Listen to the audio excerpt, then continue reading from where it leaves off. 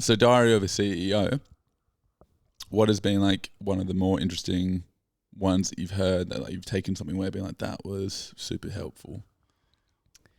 With Diary of the CEO, the first one I touched on was about relationships and how we deal with those relationships in our life, whether they are, an important aspect of our lives, whether we take them on, and how people come into our lives and how we incorporate them, whether we accept them or not. And so by listening to that show, that was probably, I think it was the first episode that I listened to, and it made me realize not only to how I've behaved with people that have come into my life, and I've allowed them to come in, and sometimes haven't allowed them to come in, but also how other people have reacted towards me on that regard, and particularly relationship level, you know.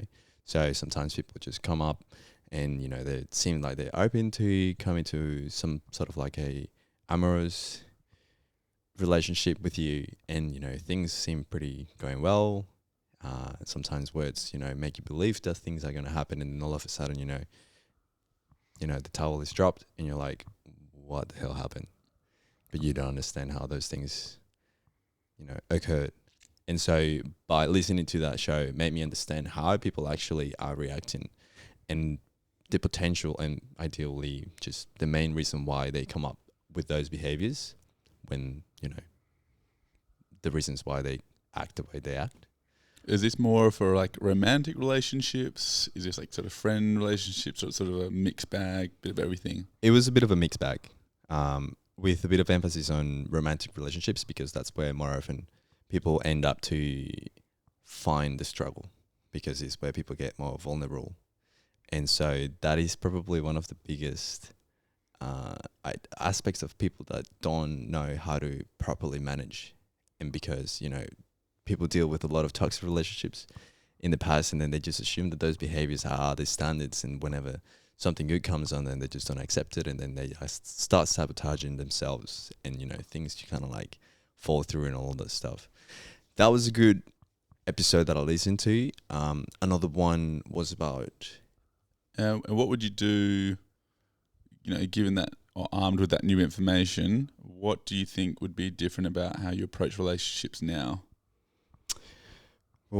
I think I would have to be a bit more understanding and more open to new opportunities coming my way in terms of relationships, but also learning to let go and accept it that, whatever comes my way does not belong to me, and just appreciate for what they were, and rather for what they could be. Obviously, we would always imagine and fantasize about how great it could be in the future, a dog by the beach, the two of us walking, a house, all that shit. But sometimes it's just, it doesn't work out, and life happens. People have their own issues, and, whatever, if they have to deal with their own demons, fair enough. But, they give you a good time. You spend a good time with yourself and with them. And more often than not, that helps you to realize what are the good things that you can bring out of yourself towards other people. And that's how you get to know yourself a lot better. Was it hard to use someone? Because I always find that there's, within a relationship, there is someone that probably likes to lead the dance a little bit more. Some people call it control, and obviously in the extreme extent, in an extreme way or an extreme case, control can be a real serious concern or issue. But I guess, is this something along the lines of it's sort of giving up a bit more control over the person, or being like comfortable, or giving up, I guess, as you're saying before, sort of like ownership? Is it in that domain that you're talking about?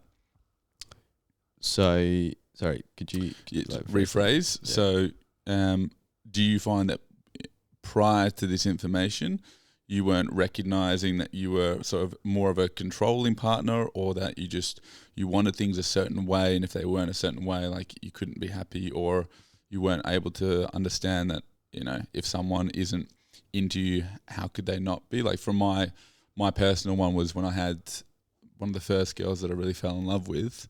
I mean, it could be a crush, but I'll say I felt pretty lovey. But yeah, one of the first girls I fell in love with, that was the first time that I experienced like reality not matching my inner reality, because I figured, well, I'm so in love with this person, we get along so well, this is going great, she must feel the same way back. And then that wasn't actually the case. Reality wasn't matching.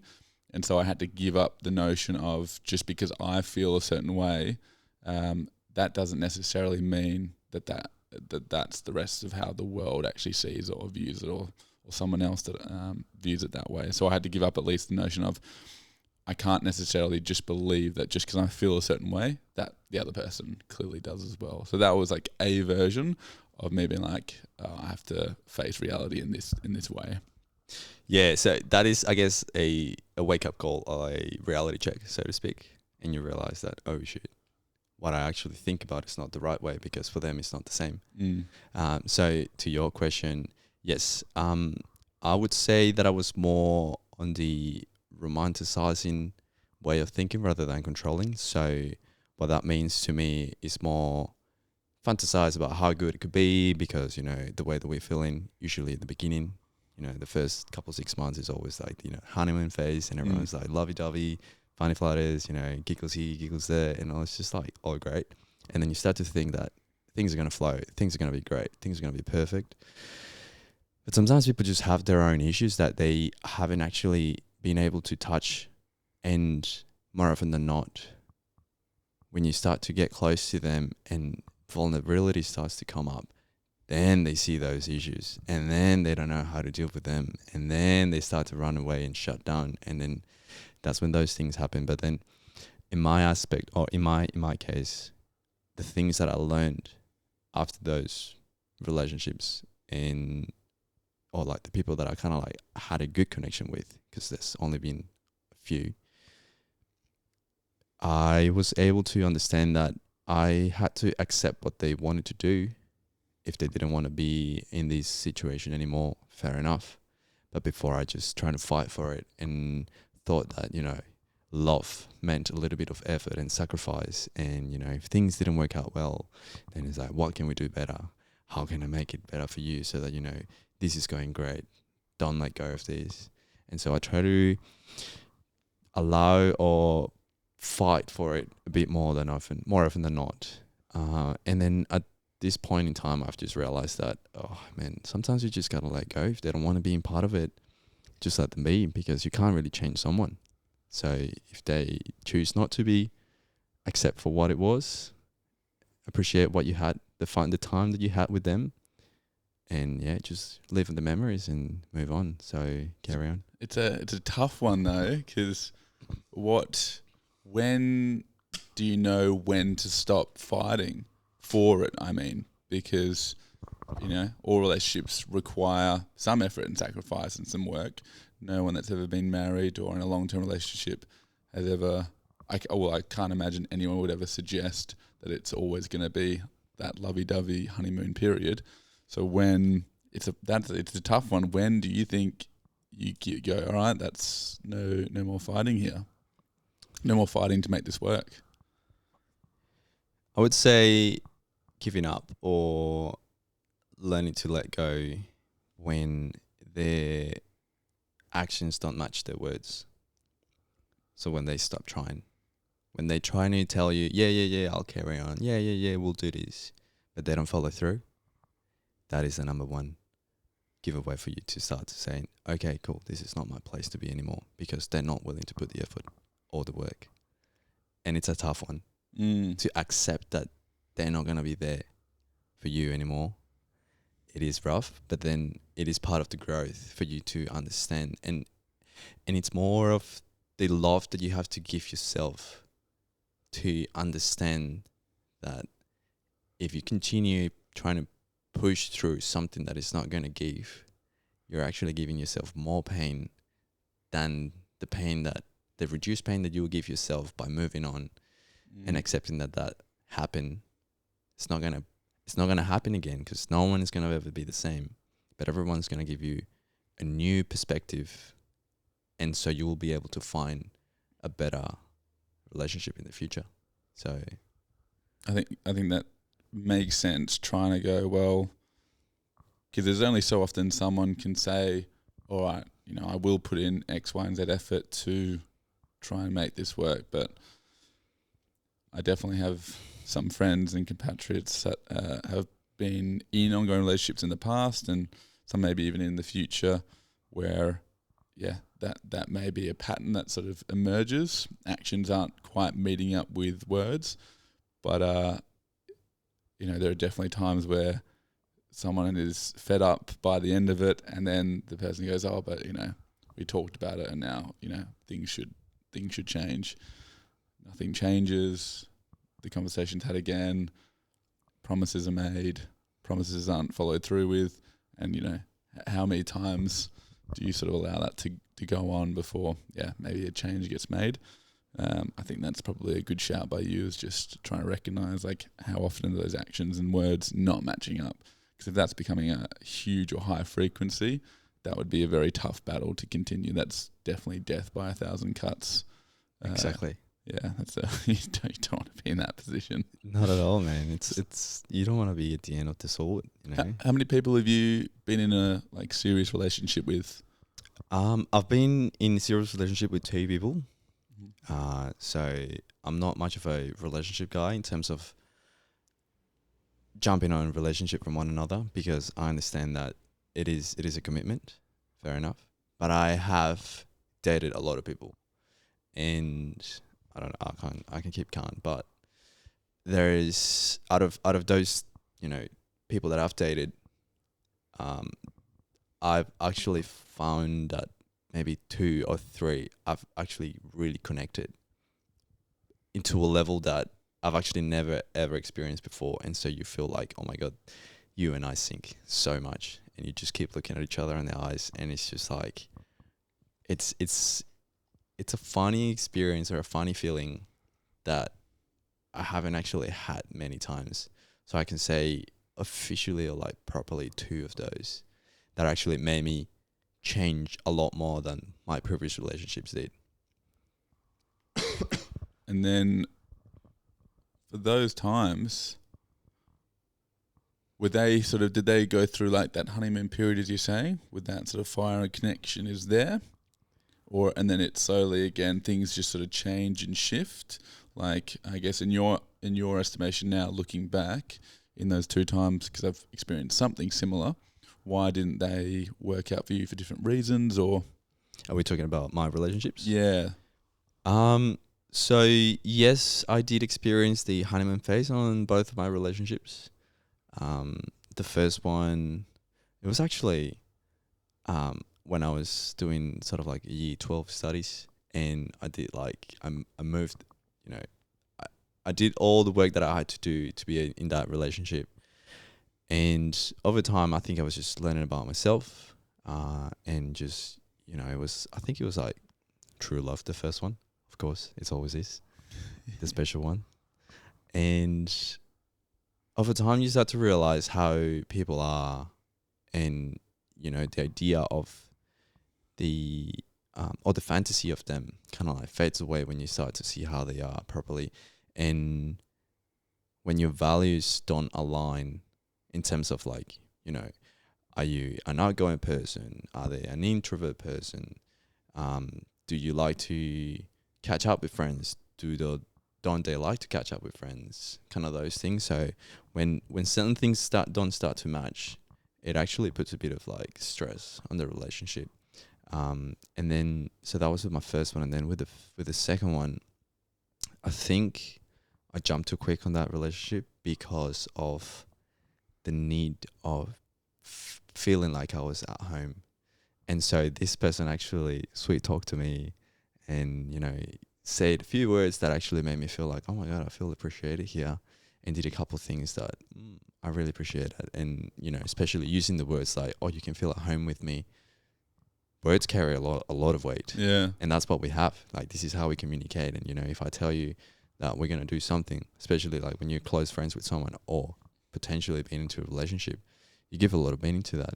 And so I believe that, and fair enough, let's see, it's the novelty of it. And then we went through, we started dating, and I don't know, within a month, I felt the pressure from her side, and she's like, "What are we?" And I was like, "Okay, fair enough. We're something now." But then over time, I just realized that she was not ready to be in a relationship, so she didn't really like to spend the time with people close to me. But I thought, love is hard, so you gotta fight for it. And then over time, we did have that honeymoon phase, but I think that second one was a rough one, and I pushed through because, as I mentioned to you before, I've been living here in Australia for going to my 11th year, in June, and I had just moved to Perth from Victoria because I was looking new opportunities, and then I met this girl, and things kind of like started flowing very quickly, and I was like, yeah, fair enough, I'll do it. But at the time, I was in a busy time where I was doing my studies, I was doing a master's, I was working, so I was so busy that I was like, man, I need this space to like disconnect and feel that warmth from someone else. And yeah, like things allowed and moved on and progressed. But over time, it took me a while to realize that this was something not worth for me. Maybe because, I was too busy doing the other things that I just kind of like forgot about me, and then allowed things to progress and just get a little bit more serious. And not in terms of allowing the relationship to progress, but just forgetting about what was important for me in terms of my health or like mental health, whether that, it was contributing towards me or actually taking away from me. And so you just learn how people, deal with you, the values that they have. And this person was a little bit more consistent with their words in terms of following through. But over time, that is an important aspect, but also, whether they feel comfortable with yourself and just allowing themselves to, open to you when you're there. And I didn't really feel that. So it was a bit of like one-sided kind of thing. So she was on her own, I was on my own kind of thing. So we couldn't be a team, but we pretended to be a team. So yeah, it just gets a little bit hectic in understanding, your values. Yeah. And maybe I'll want to circle back to this at some point as well, but seeing as you touched on a bit of the fact that you've been here for 11 years now, did you say? 10 years? Counting. So 11 years in June, so 10 and a half. So just give me a little bit of it can be an overview, whether it be shallow or in-depth, of, I guess, your journey to Australia. So myself, I'm from Colombia. I was born in Colombia. I don't look Colombian. They say that. What do Colombians look like? Oh, they're like, the Don Juan, brown skin, always like a lovey-dovey kind of person. Actually, people tell me a lot that I look huffy, like Asian or something like that. But fair enough, So proud Colombian. I love my salsa. I love my dancing. So I was in Colombia until I was 18. I finished my high school, and then as soon as I turned 18, 2 weeks after, I flew to Australia for the purposes of getting a better future. So obviously I had to learn English. I did have a bit of English when I was in high school, but not as good as I can talk right now. If you ever seen Modern Family? Yeah. Not later seasons, only earlier ones. Yeah, but do you remember the main character, Gloria? Yeah, so yeah. that's how I used to speak. Oh, really? Yeah, so the accent was a lot stronger. And then over time, I picked it up and, started doing my own thing. So first thing, 2018, June, moved to Melbourne. I did a couple months of English. Then after that, I did an international year 12. That's when I met my first girlfriend. And this is all by yourself? All by myself, yeah. And how did you... So, you turn 18, and within a couple of months you fly over to Australia. How did you pick Australia, and maybe why? So, me and my family, we were talking about, looking for a option for me to go abroad and to learn another language. Given that my brother has already been to the States when he was doing his final year in high school, so he did an exchange year. So he went to the States and he learned English. So it's been a really useful tool for him for work, because it allows him to, just go somewhere else and just do business in that kind of regard. And so that was the whole idea of me going abroad and, learning the language, and potentially if I was committed enough, I could, do my academic studies overseas and then stay in the country if, things allow it. Yep. So that was the Gotcha. choice. And then Australia pretty much was just because it was the furthest away. But obviously, the States is a little bit, don't hate me, a little bit overrated. I hear that it's a struggle to live there. And then the UK also, we were just looking at English, right? Yeah. So the UK was a bit too cold and Australia seemed a little bit promising at the time. Plus, everyone from the UK wants to come to Australia. Exactly, man. So it's like, why? I would have actually gone to the UK and then come back here. Yeah, so. yeah. Bit of a ping pong kind of thing. And then, so we chose Australia and the journey began. So we started working through that before I was finishing high school. So at least 2 years before I finished high school. So you had that plan formulating for like quite a bit of time. Did you have any mates that were thinking the same thing, or this is really just you and your family figuring it out? It was just me and my family at the time, and most of my mates weren't really supportive. Obviously, they're kids, because the idea that my parents told me, like, you could go overseas, get your English, get your studies, and then stay in the country if you get a job and all this stuff. And everyone's like, oh man, it's not going to be as easy. But I didn't believe them, and I just followed through, and here we are, 10 years. 10 years later. Yeah. Sick. So you're saying 2018, jump into Melbourne, starting to do studies at that point, and then Yeah. So when I was 18, so that was in 2013, I did all of that, moved to Melbourne. I lived in the city. It was a pretty good time at the time. So I did English for 2 months so that I could, level up to a academic position, so to speak, to be able to do an international year 12, so that I could prove that I'm able to take on those studies. Would you say, like, how difficult was that coming from country, a little bit of English, not a huge amount, coming into new country, now being like, all right, got to figure this out? Was it like, did it feel like a lot of work, or was it you just got to kind of enjoy the experience? I enjoyed the experience a lot, because when I was younger, I used to watch TV shows that were in English, and more often than not, I didn't understand what they were saying, so I had subtitles. But obviously, as a younger person, I started to, probably a bit of a influenced by my brother, listening to a lot of English songs. So at the time, I remember that I used to download a free copy of the Green Day album, and I'll just listen back to back that album, and I remember, and also to the album One by the Beatles. Okay. Yeah. And so all of that was just like, getting in the back of my head, listening to English, learning the lyrics, and kind of like learning how to pronounce things. But then over time, as I moved here, and I realized that things, like everything was English, and I have to speak English.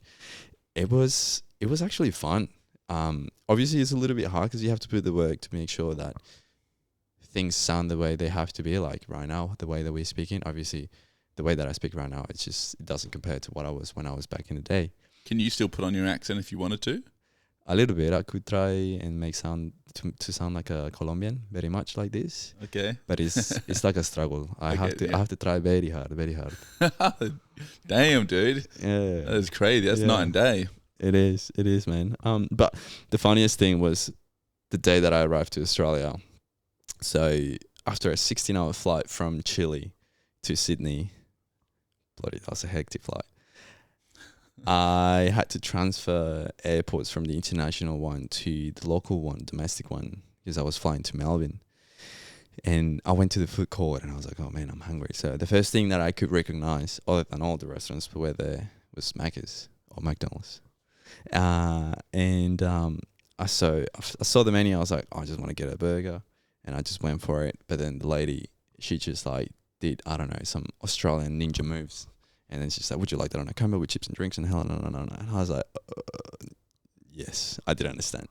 So I thought I was going to get a burger, but then next thing she gives me a tray with the burger, with the chips, with the ice cream, with the drink, and, it's just the whole shebang. And I handed her a $20 note, and she only gave me like $4.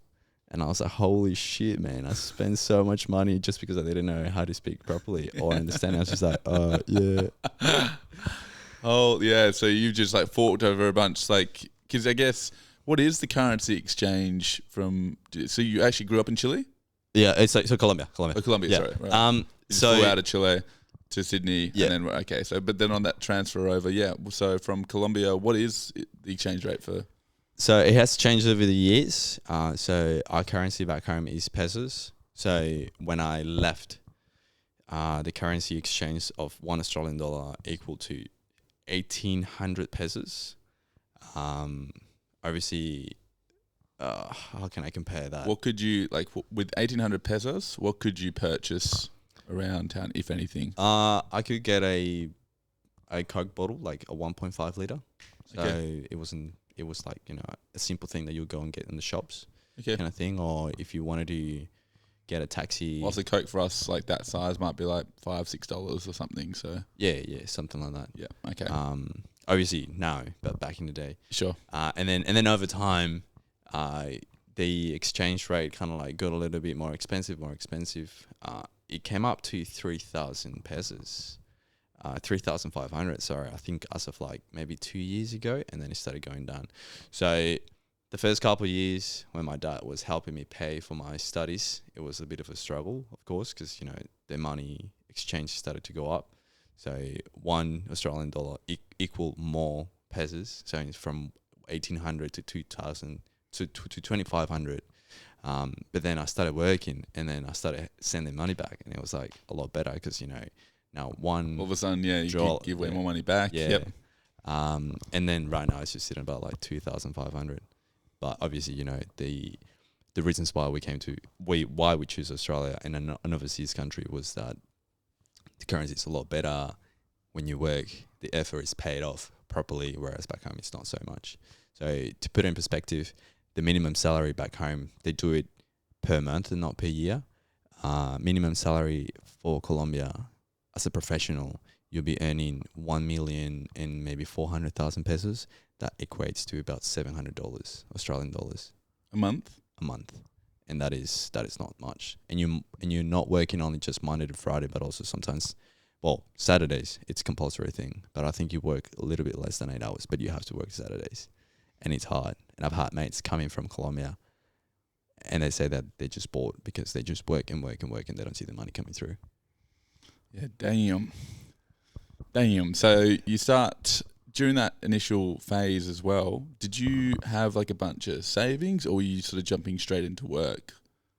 When you first came into Australia, did you have like a bunch of savings that you could sort of live off of to begin with, or did you really have to start working pretty quickly? How did it sort of work? No, so I had to start working by myself because unlike Australia, in Colombia, we don't have the opportunities as young people to work and get decent money. To say like, I worked since I was 15, and then I saved enough to be able to, you know, pay for my own things, like the way that it happens here. But no, I didn't have any savings at all. So it was more my dad saying like, you know, I'm responsible for your studies in the first couple of years, but I expect you to work, because obviously it's really hard for him to carry on, for sure, to live on with the expenses, obviously on a different currency.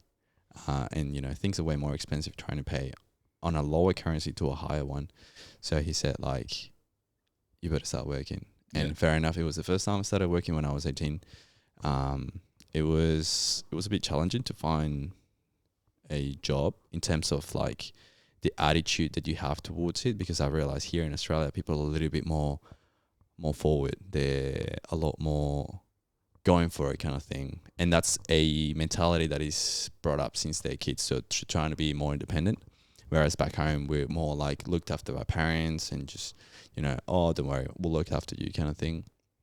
But it was a good thing to come to Australia, because that taught me like, oh, you actually have to like, you know, look after your own ass if you want to get your own things kind of thing. So, you know, did a couple of jobs. Pretty much the beginning ones were like cleaning. So I started cleaning the MCG, and that stadium is big. Yeah, it's a lot of cleaning. So much. So I did that. I did that for a couple of months, and then I just did like a lot of other gigs of cleaning. Obviously, they were the ones that paid a little bit better in terms of like amount of work. Obviously, because it's hard work. And also, you know, your English doesn't have to be perfect for the cleaning roles, right? Exactly. Yeah. And then over time, I just kind of like got, you know, all of those little menial jobs that don't have to speak much English, and I realized that I'm not learning here. So I just got to step up So I started going for customer service, so just hospitality kind of thing, so just selling food. So I started working in a restaurant, and that's where my English kind of like took off because I was always speaking English all the time. Yeah, makes sense. Yeah, eventually you've got to force yourself into the situations where you get to like use it, force it, practice it, and all that. And during this time as well, where are you staying? Like, where are you living? So I was the first month when I arrived in Australia, I stayed in a homestay. So you're familiar with that? So it's pretty much like families are hosting the home for international students to live on. That is expensive. At the time, it was expensive. I was paying $250 a week. But obviously, they give you food, so they cook for you and all that stuff. So all you had to do is just pretty much, well, that's what they say. Some people get it a bit rougher, but I had a good one. So they're actually, giving me breakfast. They made me they made me a sandwich for lunch, and they also made me dinner. So it was pretty handy at the time because I didn't have to worry about food. And sometimes if I wanted to get a snack for myself, then I'll just buy it. Yep. So that was the first month, and then I moved to. So this was in Brighton Beach in Melbourne, and then after that, I moved to Melbourne in the CBD in an apartment. It was called Uni Lodge. So it was like a uni or like a student accommodation, but it was 4 of us in an apartment, 2 people per room, and I was paying like $540 a week. Oh shit! Sorry, no, $540 a month. Okay. Myself, yeah. So the whole apartment was 2,000. Yeah. No, I didn't have that much money. Yeah, so I was paying. I think I was like. I just more thought for a second you got stitched up. I was like $540 a week for a room that you're having to share with someone else plus 2 other people in the apartment. I was like, damn. Yeah. Okay. Yeah. That makes what, $550? Yeah. $540 a month. Yeah. Something like that. Yeah. And obviously I realized that the first 2 months, obviously I didn't have much leverage in terms of like how to get a job and all that stuff and just being proactive about it. And my dad at one point said like, all right, it's like month 2 and you haven't found a job. I'm not going to send you any money anymore because I can't. And I was like, oh shit. I think, things got real. I have to actually find a job. So eventually I just, started pushing through, and then I got the jobs, and, things started flowing. And the best part of that was that you're able to buy your own things without asking for permission kind of thing. So if you want to spoil yourself, go for it. You got to work for it. Yeah. So that was the best part of that for sure. Okay. So for now, so you've gone from Melbourne within the city, bunch of jobs around. Now you've moved further out. Yeah. So I did, obviously the first year I did like the English stuff before being able to go to uni. So I went to a small town called Ballarat. That's an hour and a half from Melbourne, taking the train. It's a regional town. It was dead at the time. It was like no one. And when I got there, I was like, why did I choose to come here, man? It was scary. I went there the first day, and I went a little bit late because that's what the time for the inspection was. It was like at 6 p.m. and it was middle of winter. It was too cold there. Ballarat is too cold. And there's fuck all streetlights out there, man. And I was like, what the fuck is this, man? I was like, do I really want to come and study here? And then obviously did a few house inspections, and then, uni started. So that's where I actually was forced to, learn a bit more of the Australian accent over time. And so I did I found a place over time. I moved a lot over there, obviously, because most people that lived in Ballarat, they lived there to do the uni. Yep. And then they all were from regional areas, and as soon as the semester was over, they were like, all right, we're out. So no one was there. But at the time I met my girlfriend. So I used to come back either sometimes on the weekends, and then at the end of the semester, I'll go back to Melbourne and then spend time with my girlfriend. But then, yeah. And what were you studying again? Sorry, was this just English studies, or this was other things? No, so this was already my university degree. So I did geology. So I'm a geologist, right. yeah. Right. And so I finished that in 3 years. Why geology? Oh, that's a good question. And mostly I think it was pushed by my dad because he worked in an oil and gas company back in Colombia. Okay, yeah. So he's like, geology is good money. They're always sought after in so many companies anywhere in the world. They need them. So you got to study that. And so the choice was pretty much made by him. I, at the time, said yes because I had the opportunity to come to Australia, go overseas, and Yes, I Dad. couldn't really say no. So I was Yeah, like, fair. Yeah. yes, yes, man. You know, as you say. And then as the years by and I studied that, it was easy. I found it easy, but it was probably not my passion. Sure. And, you know, I guess I did the whole thing just to be able to stay in the country. So, you know, learn about the job and then start working, contribute. And, you know, I've worked a fair amount of years already into that realm of geology. Cool. So you 4 years, was it? It was 3 years, but they fuck up Sure. something, so I had to stay an extra semester. Didn't fail a unit. Nah, man. Yeah. Nah, man. Yeah. And actually, do you stay in touch at all with like that original homestead family, or is that not so much? I tried, although they're not much tech savvy Sure. at the moment, so I still have them on WhatsApp. And when I send them a message, they reply to me maybe like 6 months after that. But fair enough, I haven't been able to catch up with them since then. It will be good to, you know, show them say hello. Sure. You know, 10 years after Yeah. I'm here. Yeah. 'Cause, yeah, you stuck around for a decade. They'd be like, "Oh, damn, man, good to see you. You're doing well." So, throughout Melbourne, I guess, is it really like most of your time is sort of spent in the studying and working realm? What are you doing for fun or activities on the weekend? Or I guess, how are you sort of keeping yourself entertained? Oof. I think more often than not, I was both studying and working, so it was hectic at the Bit of a time. grind. Yeah, and ever since it has been. But from time to time, I remember I used to go to the Lion Hotel in Melbourne Central. So it's like a club at the top of Melbourne Central, and they'll play like reggaeton and like, you know, a bit of like Latin sounds and all this stuff, as well as, you know, kind of like top 40s kind of music at the time. So it was a good time, and I got a few photos from those days, and with my housemates as well, because they turned out to be some of my classmates when I was living in Melbourne before I did my uni. So yeah, just every now and then just catching up with, you know, friends from the English or the year 12 that I did, and then they actually offer some recreational group within that international year 12, so that, you know, they will allow students to mingle together. So they'll make plans, I don't know, maybe every second week, I don't know, go to the science museum, go to the aquarium, or go to a park and do like the running race, kind of like similar things. So you'll get around, and that's what I did. But more often than not, it was just like working. So depending whether I had work or not to pay my bills, I was like, I can make it. Okay.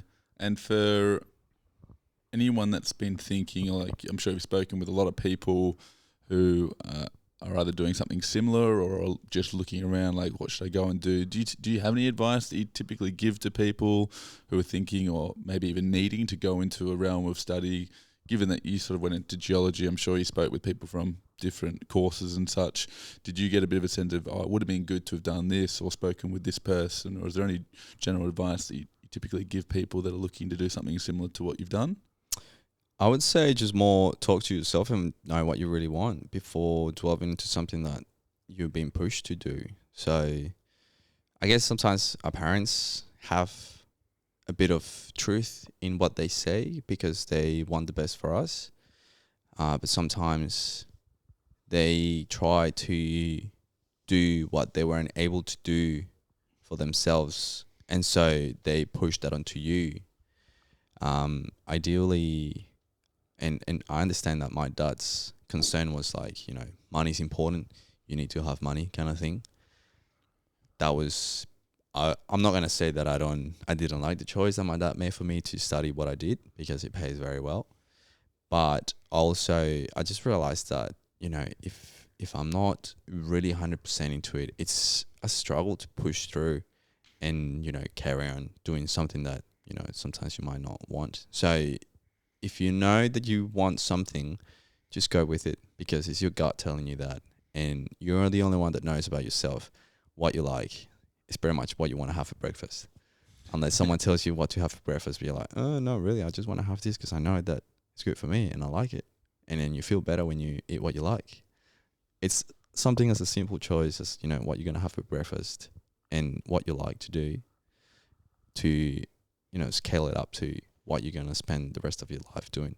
But, you know, there's always the case that you can change career paths. You never know what it's going to be like until you go and delve into that career. And that's the struggle though, where I feel like it's a little bit of a stitch up when we study something and then we don't know what the professional aspect is going to be like until we get there. Yeah. And that's like 3-4 years balls deep into that. And you're like, oh shit. And then you have to like, well, I have to make the most out of it. Or if you can't deal with that, then just, you know, there's always time to change.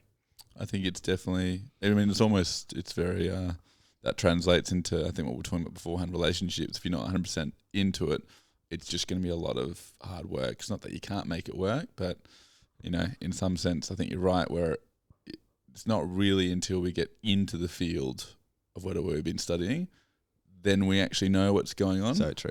And so we probably should start backwards, where before you go into a degree, before you go into something, you should really go and either be like shoulder to shoulder with a person performing that role. Try and get a real sense for what you'll actually be doing, because it's really, that is sort of the feet into the fire point where you're like, oh, now I feel like I need to make a decision. Is this what I want to do? But you've already sunk 3-4 whatever years into something, and maybe the equivalent of a relationship, I could be wrong here, would be there's the old sort of thought that guys typically know after the deed is done very quickly whether or not this is someone that they actually want to hang out with or not. And I'm not saying that this is the way that we should go about it, but it's sort of that way backwards. It's not until you've gone through almost to the far end of something that you get a real understanding of like, actually, this is what I want or what I maybe don't want so much. Yeah, 100%, man, 100%. That's right. In both of them, I reckon. Yeah, kind of funny in that way, maybe. Okay, so studying the geology, and then I guess what happens next? You know, like you've been in this place for at least 3 years, well, 4 it sounds like, and then do you stick around in Victoria for a while? I guess what sort of happens next for Sam? I did. So I finished my studies, and then I went to visit my family. So that was the end of 2017. That's when I finished my undergrad, and then went to visit my family quickly. It was a good time to catch up with them and connect with them all. And then I came back to Australia to start working in my field. So how did that work with visa stuff? So because maybe it wouldn't be unhelpful to go and do a quick overview of, I guess, how your visa situation worked. Did you come directly in as a student, and then when you go home, do you only have a certain amount of time before you have to sort of come back in to try and keep things moving? Like, how does it sort of work for you? Yeah, so for me, it worked as of like student visas. So ever since I moved to Australia, it was all student visas, because I was obviously doing my English course, my Year 12, and then my university degrees, my bachelor's. So for each of those studies, I had to apply for another student visa. And then with the university degrees, they often give you a little bit of leeway in terms of like when you finish your degree, you're not actually finishing your visa at the time, but rather like, you know, they give you a couple months after that. So obviously I finished at the end of 2017, around November or something like that. And my visa finished in January, the end of January of the following year, 2018. So I finished that year and then went to Colombia. And when I came back, I was still on my student visa. And so Australia provides that option for students to go on another visa after you finish your studies, which is called like a graduate visa sort of thing. So now that you finish your studies, then you get a bit of extra time to work, but you're not compulsory. You're not obliged to be studying. Whereas a student visa, You are obliged. You're obliged. So you have to pay for studies. With the graduate, you are allowed to have the time to gain experience, to be able to gain experience in your field, to be able to apply for further visas that allow you to stay in the country, the so-called permanent residency, which is the nightmare of many international students, and the dream of many as well. But yes, so I did go to Colombia while I was still on my student visa, because I knew that the deadline for that one was the end of January of the following year. And I came back and then I applied for my graduate visa, which gave me 2 more years, like an extra 2 years staying in the country to get the experience. Can you study on the graduate visa? So you can study or work, you can sort of do as you please in that domain? Yeah. So you're free to do whatever you want kind of thing. Like you're able to do everything else an Australian can do except for boating kind of thing. Sure. Yeah. Yep. Obviously you don't get the health benefits, but you still can do whatever. And so that following year, so finished uni in 2017, 2018, I did stay in Victoria. I think I was a bit slow in terms of like work applications because I did hear about, you have to start applying before you finish uni because, that's when most people start to take applications. And I don't think, I just didn't have the headspace to think about that because I, at the time, hadn't been home for 3 years. So that's, one of the struggles for international students. And depending on how much your family is able to provide for you. So in this case, my dad was the one who supported me financially in terms of the academic aspect, but not living expenses. So it was expensive for me to find the money while I was doing uni to be able to go back to Colombia. Because at the time, uni student, we were only allowed to work 20 hours a week. Yeah. So we're limited. So and they know. I mean, I could work under the table, so to speak. Get cash. But it was hard, man. Like I just, especially where I lived in Ballarat, there was nothing. There was nothing much going on there. So that flight cost me, I mean, I think I got a pretty good deal, $1,800 to go back. In a return flight. So I was pretty stoked and I got that money. But I think I remember that for me it was a lot easier to be able to pay for that flight because I did an internship in a mine that was in Ballarat because Ballarat is known for its gold rush back in the 1800s. So there is a gold mine still active. So I did my internship there and that gave me a bit of cash over the summer holidays of 2016, 2017. I made like solid 10 grand. And I was Epic. Sweet ass, bro. I was like, oh, Jesus, I'm rich, bro. 5 digits, bro. 5 digits. So that money was good. And then, that money helped me to pay for future visas, my trip to Colombia, and all of those things that I did after that. But then that following year, I was a bit slow in applying for jobs in my field. So just because I wanted to go home and just visit my family. So advice to everyone out there, if you're going to try and apply for jobs, do it before you finish your degree. Yeah, pretty much. Yeah, get onto it, guys. Yeah, because otherwise it's a nightmare after that. But yes, so I did get a gig as a consultant in Victoria. And yeah, I just helped a guy just move a bunch of rocks. So pretty much that's what we do as geologists, just move rocks and lick rocks kind of thing, as the saying goes. And move rocks and lick rocks. Yeah, we lick rocks. Yeah, like proper. Yeah, that tells you a lot about the rock. It's pretty much just to like be able to see where they are because they're so dusty when you're out in the field. So you just gotta lick them if you don't have enough water. Well, ideally you have a lot of water when you're in the field because you're like bumfuck nowhere. And 40-degree plus heat sometimes and all that sort of jazz. Yeah. Yeah. So it's a lot easier to just like lick the rock a little bit and you're like, oh yeah, that's it. So yeah, I did that small gig and I was like, it wasn't for too long. And then I realized like, man, my time is running short on my visa. So I got to actually figure a way to be able to stay in the country. And I was not slow and like I was not lacking on applying for jobs. It was just that nothing was coming up at the time. So this is 2018. And I think by 2019, things started to pick up. So towards the second half of 2018, I got a few offers in Victoria, but most of them were like, oh, do you have a vehicle? Because it's a drive out situation. And I didn't have a car at the time.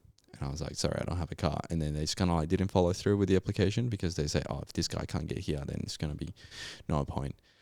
So I resorted to WA, interstate, and WA came up with a gig and I tried it and it was great. And then ever since I moved. So I did travel from Ballarat. How did you find the job? Was it on like Seek website, or how were you sort of trying to find these different opportunities? Pretty much just all the websites, so Seek, Indeed, and all whatever websites. I can't remember if I did any others, but the main ones were Seek and Indeed. Yep. I didn't use LinkedIn at the time because I was not LinkedIn savvy. Yep. So out of the many applications that I did, a few got back to me, and so obviously just, you know, a few of them were actually like, say, Keen, yeah, we want you to be in this team. So I got the one to work in Perth, well, based in Perth, to live in Perth, to work up in the mines. And I did travel, moved to Perth, I initially just I traveled to Perth to get to the gig, do the medicals and all that stuff, and then the training, flew up to site, came back, and I said, bro, I like this shit. So I went back to Ballarat, packed my shit, and then drove over. Took me 3 days and a half. Damn. So you won. So you actually did have a car for that journey, or? Yeah. So I did get my first car right after that short gig. Sure. Yeah, because the guy paid me a bit of money, and I was like, oh man, I just need to get a car. Yeah. Okay. So you came over Perth as sort of like an experiment of like, if I like this, I'll make the move. So did you fly over initially to do basically what was like a job interview, right? Yeah. So you do that, and then you do one swing for like 2 weeks, Yeah. sort of thing. Come back and you're like, okay, all right, we're on here. Yeah. And then that's it. I'm down. Go back to Ballarat, pack up all your shit, and you go for the drive. Yeah. Tell us about the drive. Oh man, Australia's fucking big. It's too big, man. It's too big, and this was a solo crossing. It was a solo crossing. I did consider bringing people with me. There was a Facebook group called Backpackers Australia, and most people post there, "Hey, I'm going to this place, living this day. So from this place to this place, this day, the amount of time that I'm expecting to get to go through with it all." And I did post about it, like living from Ballarat to Perth this date. I'm expecting to get there on a certain time, so 3 days and a half. But not many people were actually keen at the time because it was rather like a very short kind of thing. Usually with like FIFO jobs, yeah, you do. They kind of like come up that quick, and I only had like within 3 weeks from when I heard about the job to when I was doing my first swing, it was like interview, medicals, first swing kind of thing. I was like, holy shit, this is kind of like really quick. So that was my intention of trying to find someone, but not many people, well, some silly people on Facebook commented like, oh, it's not going to take you that long. It's going to take you longer. You're going to spend more money kind of thing. And it's like, I appreciate your input, but it's not what I'm asking for. Yeah. Thank you. Move on. This is to look for someone to come with me. Dude, the comment section for everything is wild. It's like the number of comments you'll get on anything that confuse the mind as to why someone put their time into saying something basically irrelevant to what the person is posting about. Like one of the other groups, Solo Travelers Australia, which does a similar thing on Facebook. I go through that one. I'm like looking at some of the comments of people being like, oh, I want to go here to here. And of course you get most people like, man, awesome. Like I'm planning to do the same thing. Send you a DM. And then you will get someone comment, oh, there's a better way to go than that. Or something, something just like that. Just provides no real help or input. The person's clearly asking who wants to join me. There's no, why would you say anything? Yeah. What are you doing? Exactly. It's wild. This is where you input that Batman and Robin meme, where Batman is slapping the shit out of Robin kind of thing. Just shut up, man. Shut up. Make your own post about something, or I don't know. There are just some people that love that. I think comments. To be honest, I'll say one thing about the comments section. The comment section on Instagram, for instance, that's where the magic is at. So if you're going through Reels or depending on what you watch, and I actually don't recommend watching Reels or anything at all because it's such a waste of your time and addictive, but I do it. So, but now one of the major reasons why it's fun on Instagram is purely top comments. Oh yeah. And and Instagram knows this because when you're going through a reel, it'll show you in that little bubble after a couple of seconds, like what the top comment is. Yeah. But you start to go through on some of the videos, and it is like straight fire what some people are coming up with. Like, I genuinely piss myself now sometimes just reading just the comments alone. It's better than the reel itself. Yeah, like genuinely Yeah. is. So anyway, that was my 101. Bro, it's I believe the same thing. I just fucking love the comments. I'm more in the comments for than the reel itself. Yeah, it's wild. But yes, 100%. People sometimes it's just either put the wrong foot on the comments. Sometimes they make the right choice. Yeah. You got to have both, I guess. If you're going to have fire comments, you have to expect the dumpster fire comments. So like you packing up all your shit in Ballarat into your car now. You're going to make the journey across to Perth. Did you have any idea, expectation, knowledge about the length of the crossing, how you would do it? Or were you sort of just blindly going, all right, I have to get there. You know, I'm going to have to find a place to stay when I get there. The sooner I get there, the better. Like, I guess, yeah. How did it sort of work for you? No, I did have to plan it because I was like, I'm going to cross the entire of Australia, and that's 3,500 kilometers. That's apparently, according to Google Maps, it's a 3-day journey. Obviously, that is if you are like very committed to the time schedule. It's hard. It's hard to stick with those 3-day schedule. I did 3 days and a half. So obviously Damn. Yes, I did the 3 days and then the 4th day. So, you know, but it was only like couple of hours because I was coming from Calgary. But I did look up how long it's going to take me to certain towns and areas and stuff like that. So from Ballarat, I went to Port Augusta. So went past Adelaide, Port Augusta. So that was kind of like halfway through South Australia. That took me, that was a long trip because I left late. I left around 10 a.m. and I was like, fuck, man, I'm a bit too late to leave. So I did drive for about 10 hours that day, and I got my first fine in Australia for speeding because Victoria doesn't have many speed signs. And at one point I was going and I remember seeing 90. So I went at 90 and a bunch of cars just overtook me. So I was like, am I the grandpa here? Like, am I too slow? Yeah. So then I started to catch up because I thought, oh, maybe it'll be 100. And so I went 100 and then I caught up with the cars that overtook me. So I was like, oh, maybe these guys are a bit too slow. So I just decided to overtake them. So I went to faster than 100 and I overtook like 5 or 6 cars. And then I went back to the road. And then next thing I see these Holden behind me just going like full speed. I was like, bro, this guy needs to take a shit or something like that. Like he's in a rush. And then all of a sudden he just turns on the lights and I was like, oh, fuck. And then I realized that I was going a little bit faster than I should have. So I was at 109 and yeah, they clicked me for 19 kilometers over the speed limit. So I was very close to losing the car. 20. Actually, the impound, yeah. Fuck, bro. That would have changed the whole thing. Like if I had gone 1 kilometer above, I probably wouldn't be here. Yeah, it's a wild thought, isn't Holy shit, man. Oh, bro, life. But yeah, that cost me $330 or something like that. And then the copper comes and asks me, so where are you going? And I said, oh, I'm just going to my mates. While my car is like chockers, full of shit. And then he's like, were you just panicked at this point? I was, man. Yeah. I was. My car stalled when I stopped. I was like, I wasn't sure what to do because I've never been pulled over by police. And then, yes, he just gave me the fine and I was like, fair enough. And then for the rest of the trip. I'm sorry. I'm sorry.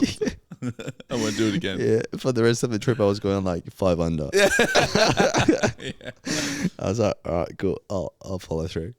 So I go to Port Augusta. I got an Airbnb. And I stayed there the night. It was an Indian family. They were pretty nice. They were pretty sweet because the next morning they gave me breakfast, but it was like Indian style breakfast. Yeah, nice. So naan bread with all this stuff, and I was like, it was a bit spicy though, but I don't like too much spicy. Sure. But it was great. And then after 4 that, the way that has to be, yeah. But oh man, I need to keep up with the spicy stuff. It's so common here in Australia. Do you like spicy? I don't mind spicy. I used to be like obsessed. Everything had to be spicy. I would throw chili flakes or chili into everything that I was eating.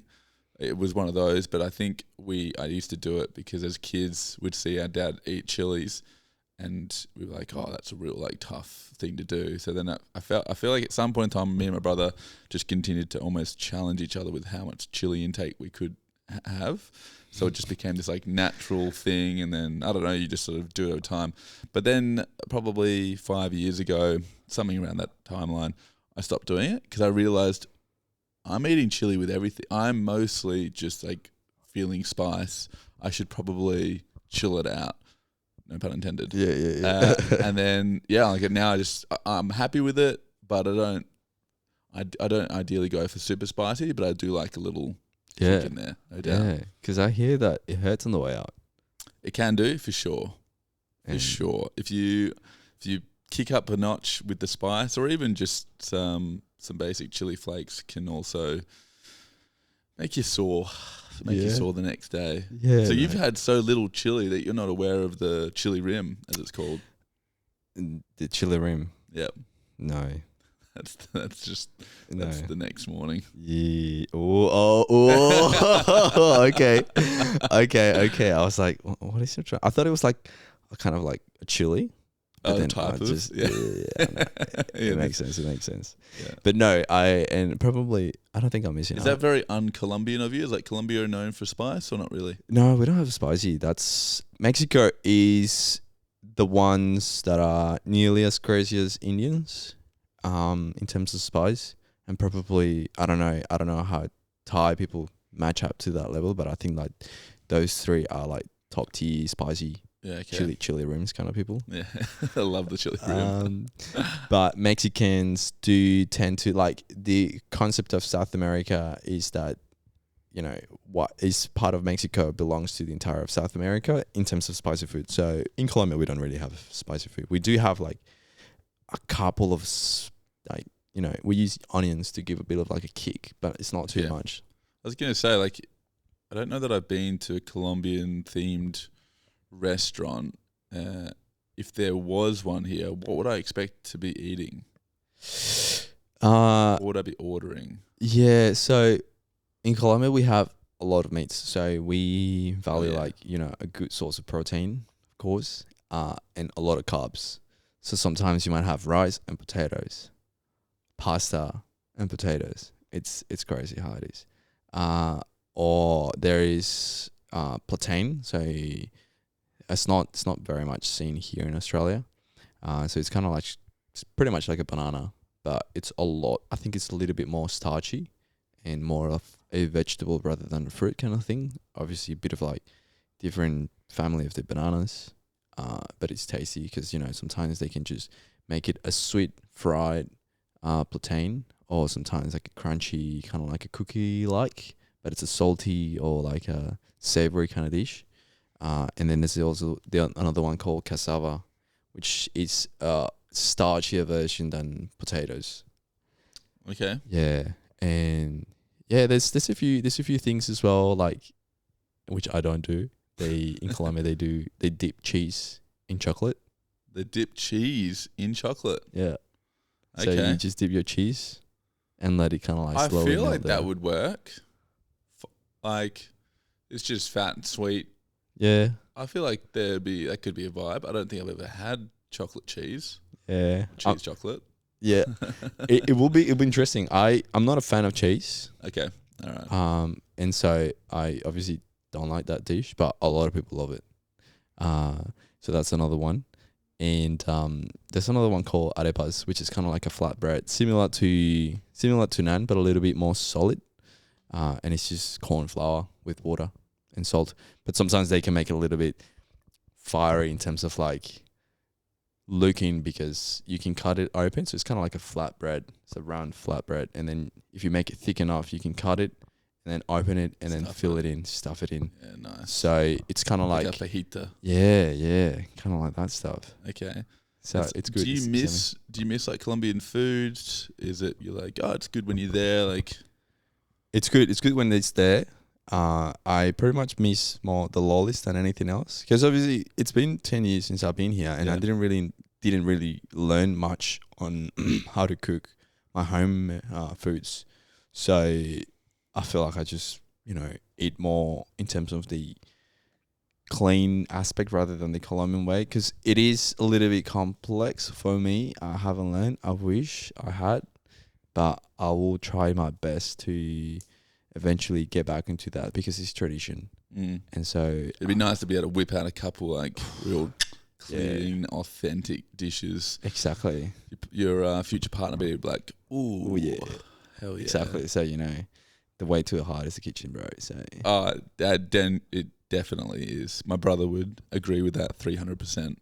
Exactly. Is our favourite dish to cook at the moment still is butter chicken, and it's not even done from scratch, but it's just the way that Mum always did it for us. Right? And like just it feels like home. this Indian cuisine, but it is just filled with like all the past experiences of Mum providing this thing for us. Nice. So it is just a taste of love for sure. It's still the most enjoyable when we sit down to have that one. We both look at each other like, that's good. It is. It's it's so fulfilling having a meal like that. Just some version of your history that kind of gets encapsulated within a dish. You're like, oh God, this is amazing. Yes. Love you, Mum.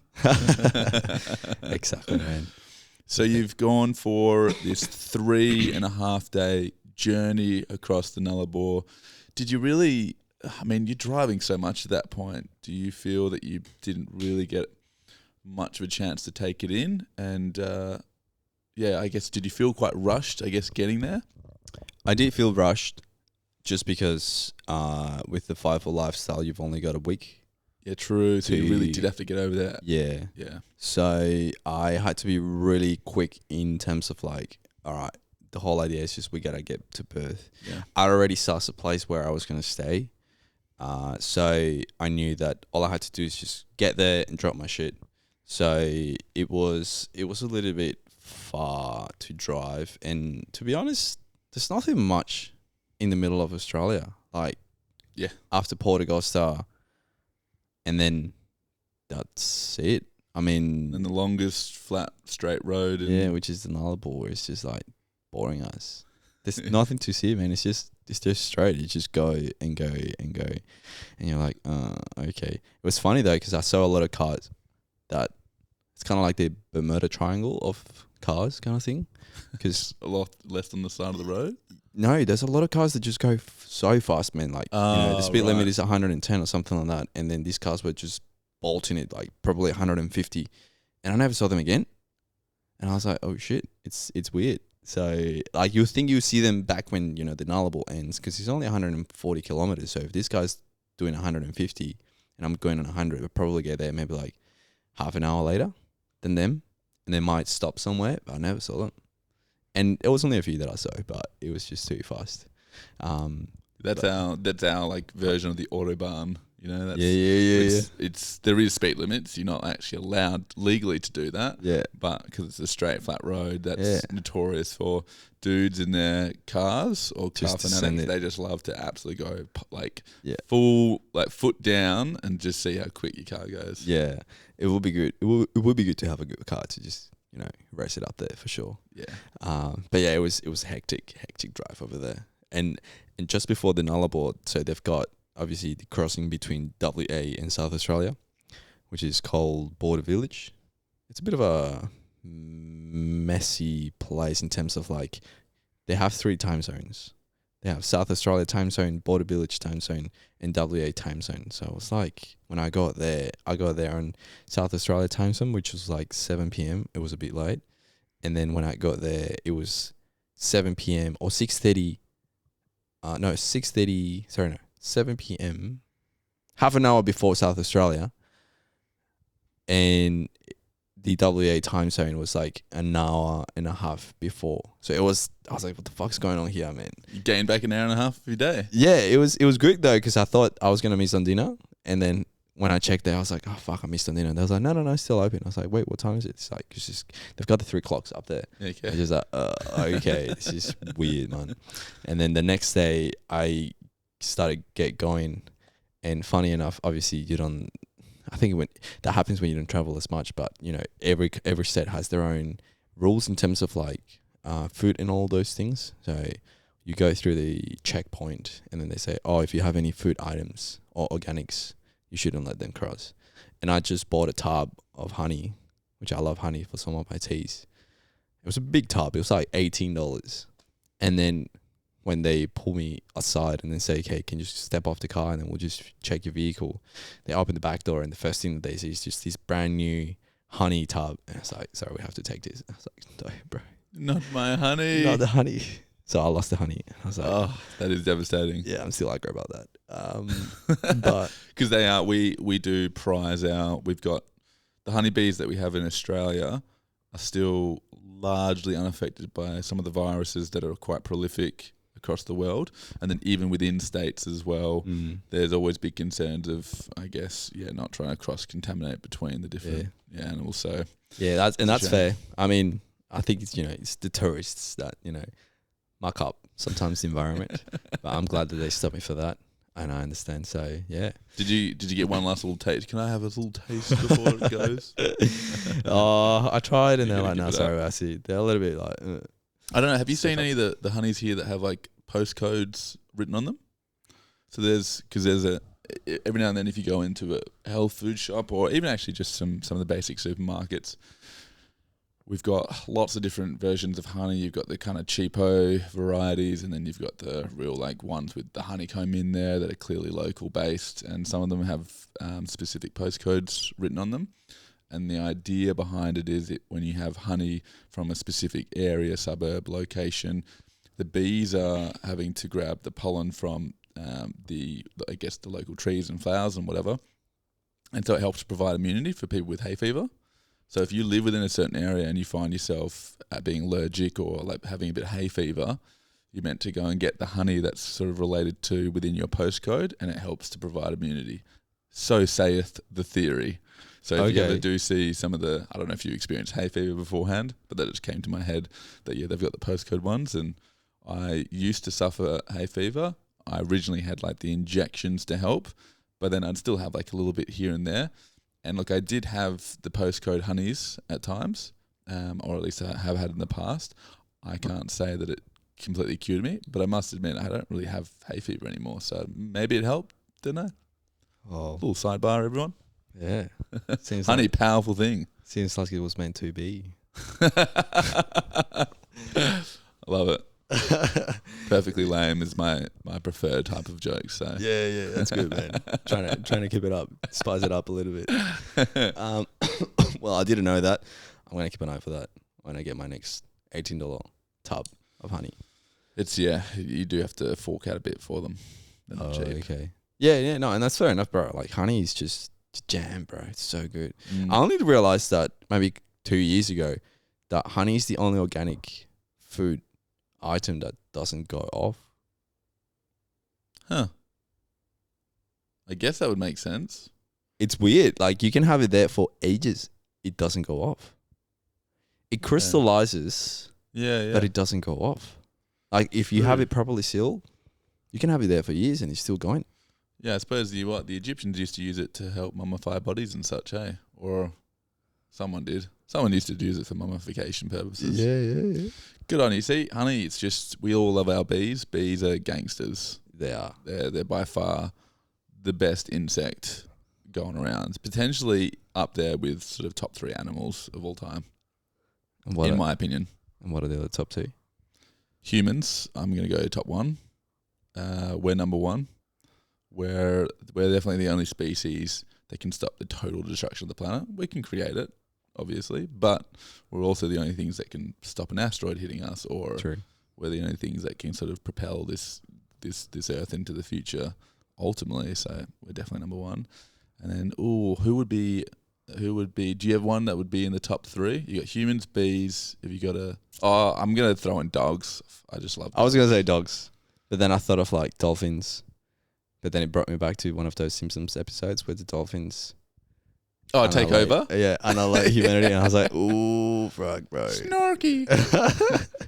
Help. Yeah. Excuse me, everyone. Yeah, yeah, dogs. I reckon dogs. They're good. They're the best. Yeah. It's just Ben's man. How do you call it? The man's best friend. That's it. Yeah, Got it. Yeah. I had a dog, but he ran away back in Columbian. Oh, so sad. never being able to see it again. But it was Still an in your awful heart. thing. Yeah, still in the heart. Still in the dream. So, do you have a dog? Don't have a dog. We used to have black Labrador when we were younger, family dog, and there's just no way I can't not have a family dog. I want to have 2 dogs. Yeah. I really like the idea of like the dog having another dog. Yeah. You know, it's just I wouldn't want to have just one kid so that it doesn't have any brothers and sisters. I really, I think just give them. It's going to cost a little bit more and probably be a bit more of a headache and everything. But I mean, what a nicer, it's not even a word, but a nicer life all the same when your dog's got another dog to hang out with. A couple of golden retrievers, a couple of Labradors. I'm a big fan of like the sort of the happy, dumb idiot dogs. Oh yeah, so golden retrievers and like the labs. I mean, the retrievers can sometimes be clever as well, but I do like the sort of the silly doofus dogs, that are just pure happiness, no yippee yappy about them. They're there just to like lap up the love and attention and your pats. Yeah. It's impossible not to smile at some big thing coming up to you being like, man. I love you. They're always there for you and they always bright up your day. Yeah. Have you got a dog now? I don't have a dog, but I'm considering getting one. Obviously now that I stepped away from the Five for Life, that was one of the struggles before. I was like, oh man, it's just, if I did get a dog before, some of my friends says, oh yeah, just get a dog and we'll look after it. It's like, well, no, really, because he's going to, or she's going to recognize you as their dad or mum. I don't want that. Yeah, not a chance. It's just like you get the perks of having a dog without paying for it, and I'm paying for it, so no way. But yes, I understand that it would be good to have a dog, and I don't know, I'm in a stage of life that it would be nice, just So when you came over to Perth and set up, like how long did it take to, I guess, find your feet here in terms of getting a circle of friends, getting comfortable with work, getting a place to stay? Like, what did that development sort of look like for you? So straight up, that sounds like a funny noise. That was a quick fire alarm test. They've been doing occasional tests. We'll see. We might hear it, the occasional bleep. Hopefully, I can edit that bad boy out in the background. That's all good. So when I started doing my FIFA gig fully after moving to Perth, I obviously try to hang with the guys from site, but more often than not, they'd already been working in there. So, kind of like they've already had the live set. And at the time, I didn't understand why people wanted to hang out with someone new. Now I understand when you have like a certain amount of friendships, it's really hard to keep up with like more people coming in because you have to give time to them when you already have to prioritize your own close ones or loved ones. So I understand that, fair enough, they're just not there to hang out as much and, make close friendships, but every now and then we'll just go out. And then towards middle of the year, I had a friend coming over from Victoria to visit me because I said, hey man, just come over and just have a look, because he's been to Perth, but I was like, I just wanted to spend time with him. So we rented an Airbnb and then I showed him around Perth and it was a great time. And the day that he was meant to fly back to Melbourne, I found a Facebook event. So I fucking love Facebook for these, because they have Facebook events and then you see what's happening near you. Yeah. So I was in Trig Beach at the time. We were sitting in the car. He was passed out because the night before we went clubbing and he drank too much. And I was just like there. I was like, what are we doing? We're waiting for his flight because he was at midnight on a Sunday. And I saw this Facebook event about dancing. It was said Latin dancing. And in Colombia, we dance a lot. We dance a lot of salsa. So I was like, oh, maybe I just want to check it out. So I told him, hey, we'll try and check this out. And I went to that place and I saw people dancing. And I was like, holy shit, this is amazing. I didn't know how to dance properly, but I did my best. So I got in and then obviously just kind of like get out of the fear of like, oh my God, I'm going to dance, but I don't know. But I still did it. And then people were super friendly there. So they were telling me like where else to do dancing and all the other places. And I still had a few days before my break ended. So this was a Sunday. I was flying back to site on a Wednesday morning. So Tuesday they had another event and I went for it. And obviously I knew that I had to fly at 6 a.m. on Wednesday, but I said like, fuck it, might as well check it out. So I did a Tuesday night. It was amazing. And then ever since for the entirety of the year, bro, I was just like milking the shit out of the dancing places. So out of the whole week, I was going dancing 8 nights. No joke. Damn. Yeah. So obviously I would have 8 nights in Perth because obviously you have 7 days, but you fly on the final day of your swing. So that makes up for 8 weeks. So I was like literally going dancing every night of my break because I'll be away for 2 weeks and I just wanted to get out enough of, social lifestyle before I'll go back and isolate back on site. So how much of it was the social aspect? How much of it was like the skill aspect of like getting good at the salsa style dancing? Was it 50-50 or was it more like, socially you just found these people were really open and cool and whatever? Like, how did you sort of, I guess, weigh it up? I started obviously taking classes before I could properly go into the social aspect. So it doesn't require much skill. It's just more like the attitude that you have towards that. And if you're enjoying it, it's great because people can see it. And that kind of like follows through with many other things that you're doing in life. So, for example, we met through volleyball, but you see, there's probably a guy that I can see that doesn't really like playing as much because he gets angry at other people and you just like feel that vibe. But in my case, doing dancing, I really enjoyed it. And so I did the classes and I was like, give me more. So it wasn't just salsa, it was a few other styles. So they called bachata and kizomba. And I was like, just going for it. And then I was eager to learn and then I just put the time and the money. And then over time, just make friends and then just allows you to just mingle and have groups with friends, going for dinners before the events and all that stuff. But that environment, it's more of a mixed age group. So it's not just the young fellas. Obviously, you have a group of young people. So in the probably some in the teens, between 15 to 20, not many between the 20s and 30s. There's a few, but then obviously more people towards the 30 and above age gap. Yep. So obviously I was just hanging out with a bit of like mixture of groups and stuff, which was great. It was great, and that allowed me to like have a sense of things that I liked and spend my time on. Because for me, dancing is pretty cheap, man. Like honestly, if you ever go on Sundays to Scarborough, the amphitheater right now during summer, they've got like a social dancing, and it's only like $5 to go in there and dance.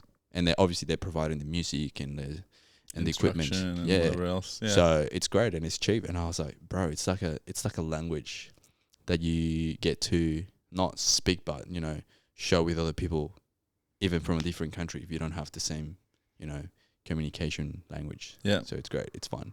And ever since I just started doing that and then delved into many more things into that. So how many people go down to do like that Sunday session? If you're going to go dance down there, like how many people are around doing it?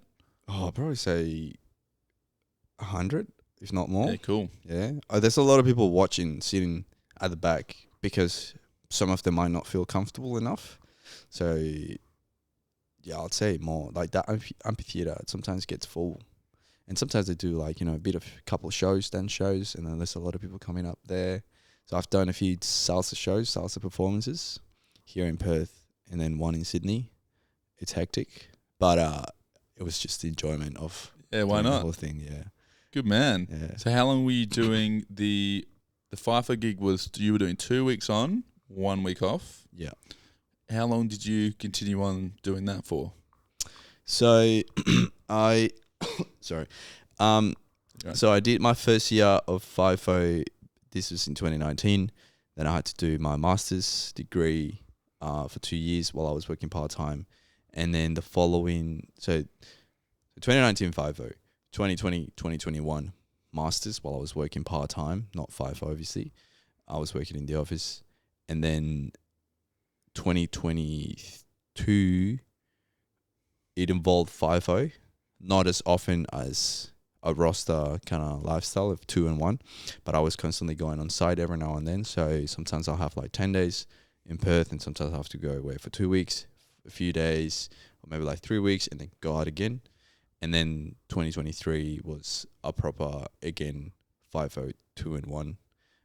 And from my previous experience, I realized that doing the FIFO, it's hectic, man. And on a longer sting, it does get to your head, because by day 10, you're just like, oh shit, man. You're just mentally exhausted. You just want to get out of that.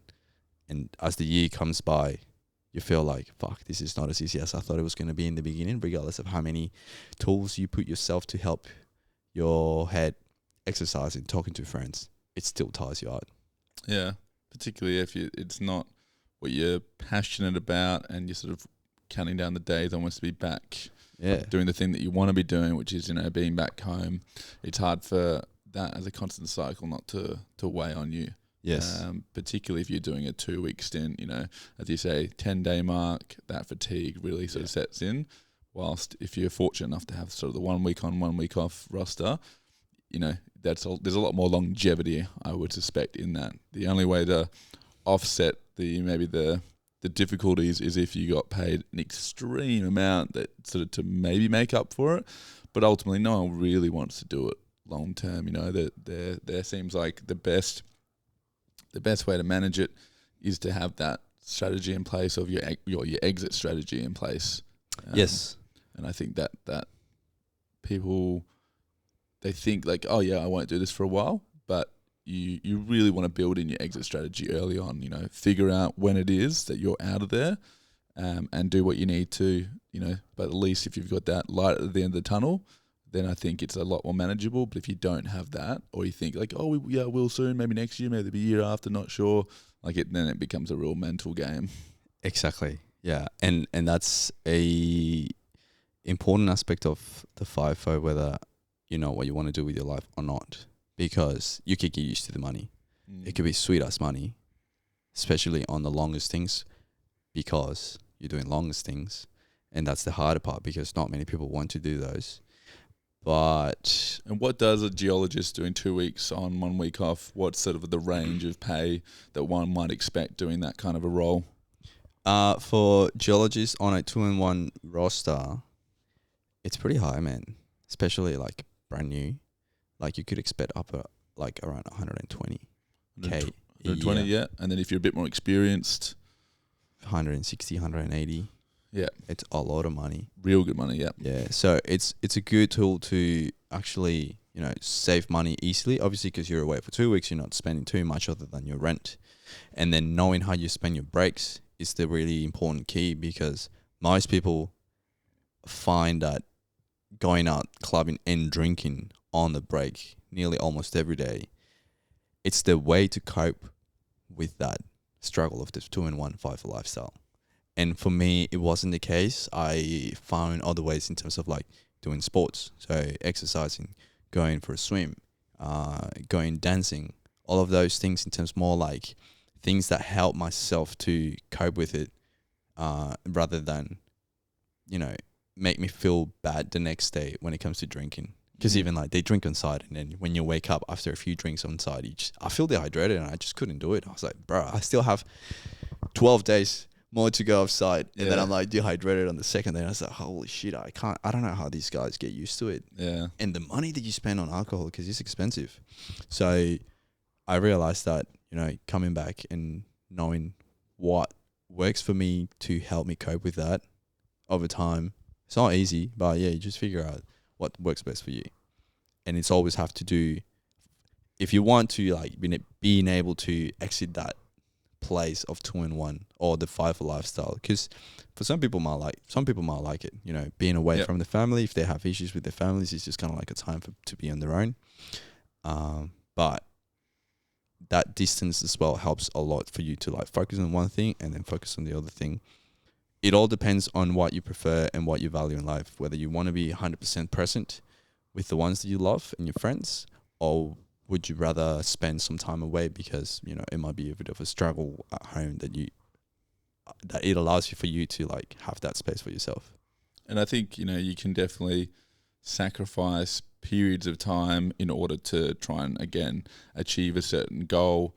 Yeah, but again, it is really just trying to set something. You can make a lot of money on the mines, but ultimately, if you spend a year making 150 grand, but then you've spent a lot of that on your time back here, have you achieved or gotten what you wanted out of that year, or do you now need to commit more time to the goal that you were originally after? And there is the trade-off there, and you have to be hyper aware of that you are trading off that time. And so like if you're not hitting your goals, you then have to chew into more of that. So yeah, trying to keep that very prescient to people that are looking at doing mines. I mean, I'm all for it. I mean, it is a great opportunity for people up there, and there's lots of different roles available. But yeah, I think it's just at least knowing your exit strategy is super helpful. And do you remember when, like, how long into it were you sort of figuring, you know, I'm going to have to eventually leave here? What, I guess, prompted you to eventually finally step back from the FIFO life?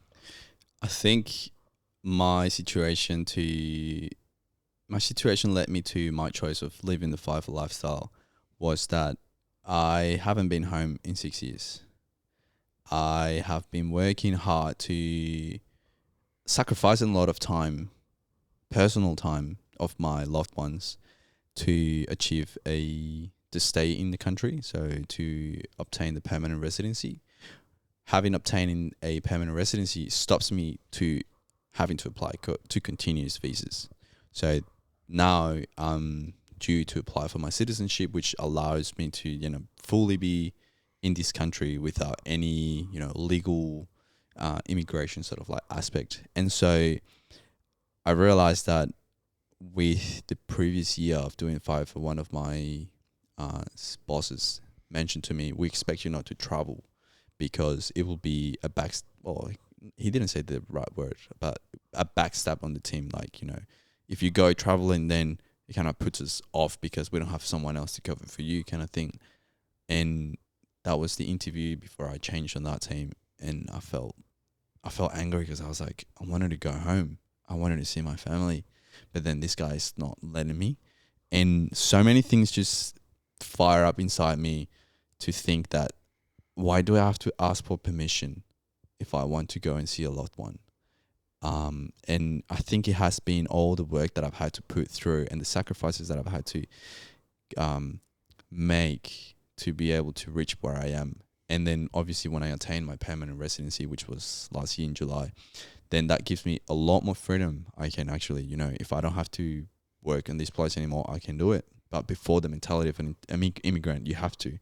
So I said, I'm not living my life the way that I want to be. I'm not actually putting too much time on my loved ones or my relationships. And that actually affected me to the point that, you know, at some point I was just having like a poker face because I was not having expressions. And people told me that. It's like, Sam, are you okay? And I was like, oh shit, man. Like, you know, it was a bit of a wake up call.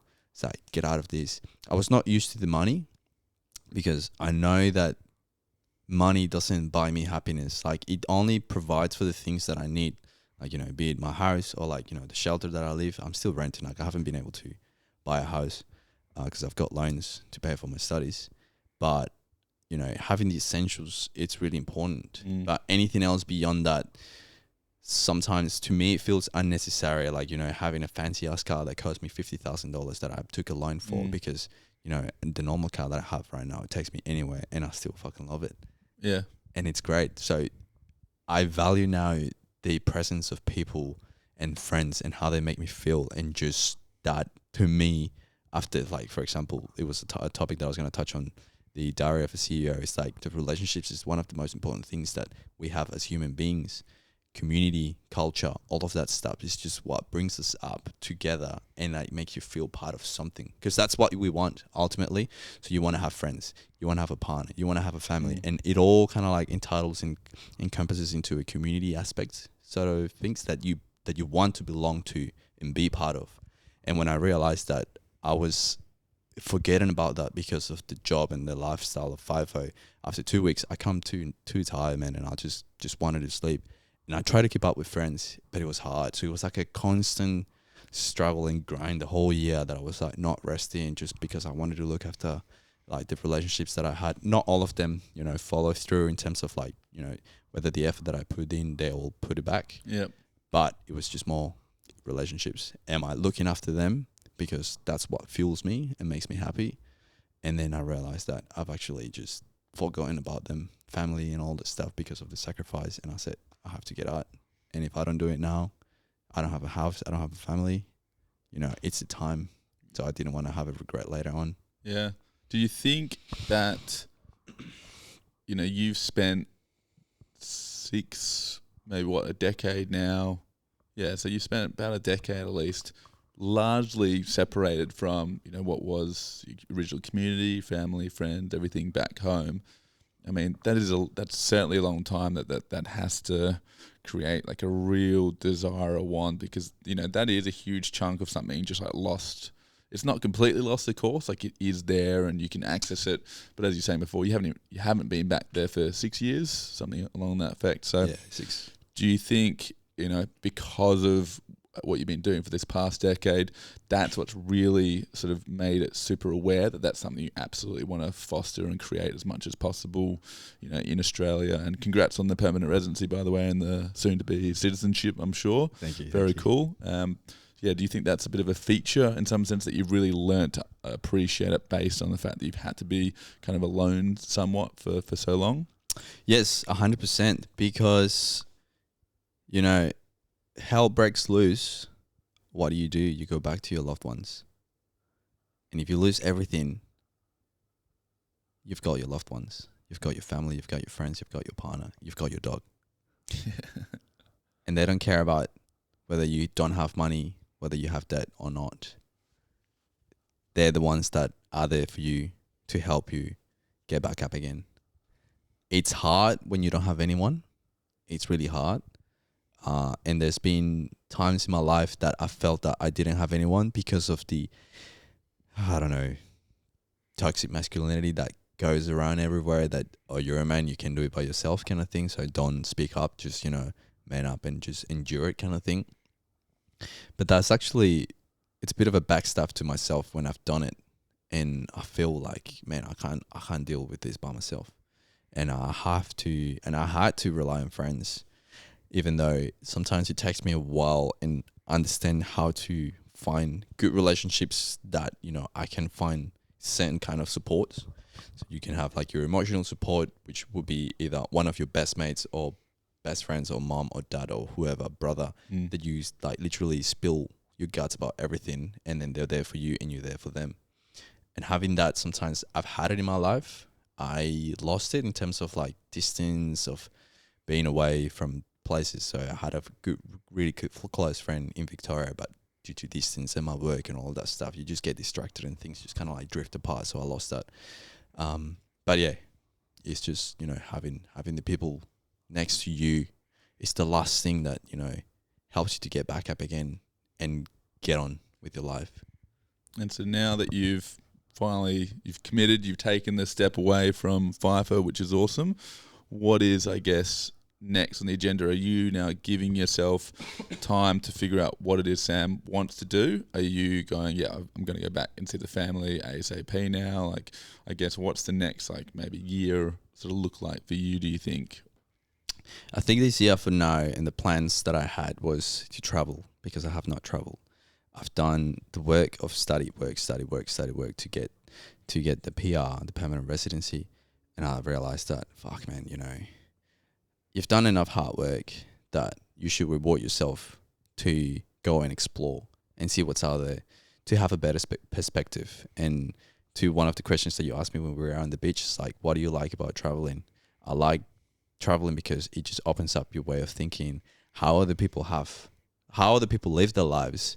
And it's not just from your own, because it allows you to just detach from the pain that you have and just see that there's not just the one reality, but just many others, and that people have to deal with those. So when you see that, it allows you to, or it gives you the tools and perspective to see like, fuck, sometimes either like my life is actually really good. Sometimes you can see other people that their lives is pretty shit. And it allows you to see that, oh man, being grateful for what you have. So plans ahead, in 3 weeks, or it's like 2 weeks and a bit, I'm going to Korea, and then I'm going to Japan. I've never been. And I was like, holy shit, might as well just do it. And I'm going to go there for about 3 weeks. So I'm pretty stoked for that. Hell yeah. It's going to be amazing. I don't know what to expect. And, the feeling is starting to kick in now because I'm doing the preparations. Obviously, it's a completely different world. I don't know anything about, I do know a little bit about their countries, but it's just the language and just like the ways of living. So for example, learn that in Korea, you can't use Google Maps because Google Maps doesn't work. So you have to have a different app. And if I didn't know that by telling people, because I told people, it's like, oh, I'm going to Korea. And they say, oh, did you know that Google Maps doesn't work there? I was like, no, I didn't. And it's just like, oh shit. So if I didn't tell people, then I'll go there and it's like Google Maps doesn't work. And it's like, what do I do? How do I get around? Kind of those things. Can I level a challenge at you as well whilst you're there?